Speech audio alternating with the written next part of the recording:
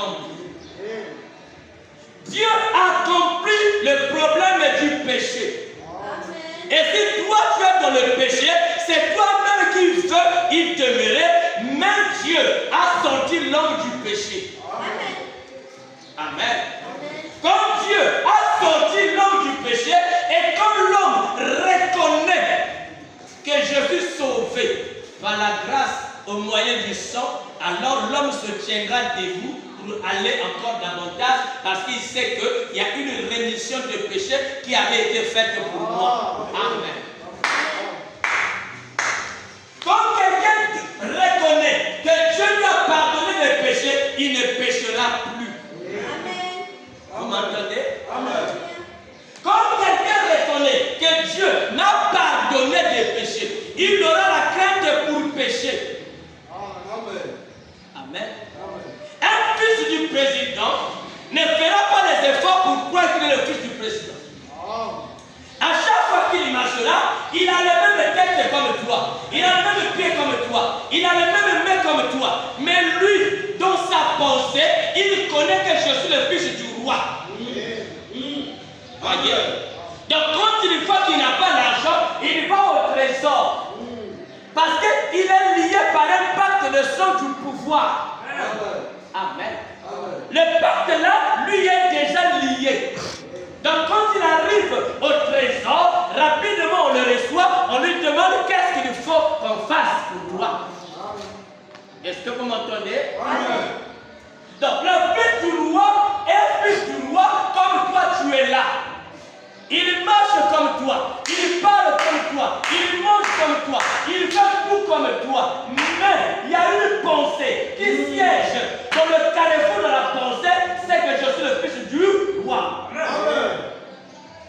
Amen. Amen. Et si ce soir, il y a un fils du roi ici, amen, il reconnaît que je suis le fils du roi des rois. Donc tout ce que j'ai besoin, le roi avait déjà signé. Amen. Il a pris le pas de son sang. Il a donné la croix. Il a dit que tout est accompli. Amen. Le problème du mariage est accompli. Le problème du travail est accompli. Le problème du guérison est accompli.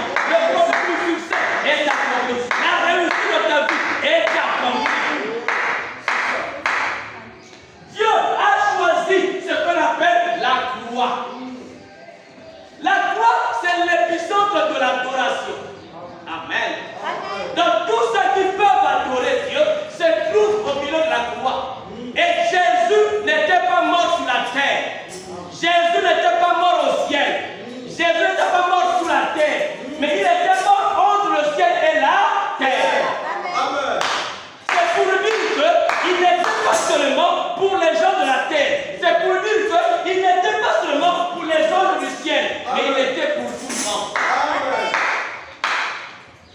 Tellement qu'il était au centre, alors la parole déclare qu'il est le centre de l'adoration. Aucune adoration ne peut se passer sans lui. Amen.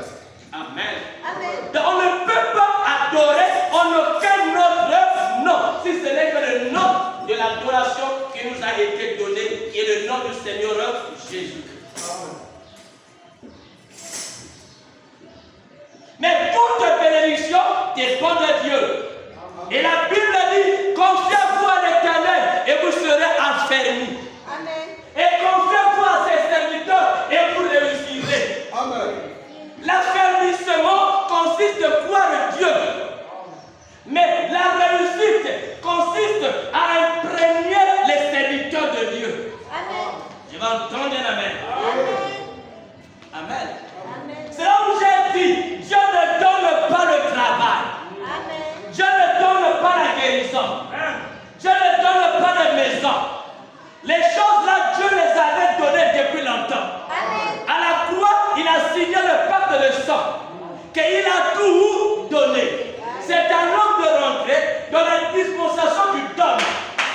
Et le vivre le don. Alors il reçoit parce qu'il a reçu le don. Amen. Dieu a tout accompli depuis la croix. Et tout ce que nous voyons sur la terre, c'est la manifestation de l'accomplissement de tout ce que Dieu a fait. Amen. Amen. Voilà pourquoi Frère Branham dit dans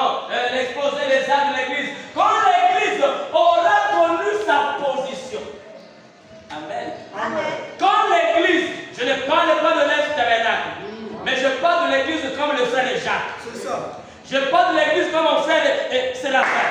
C'est ça l'église.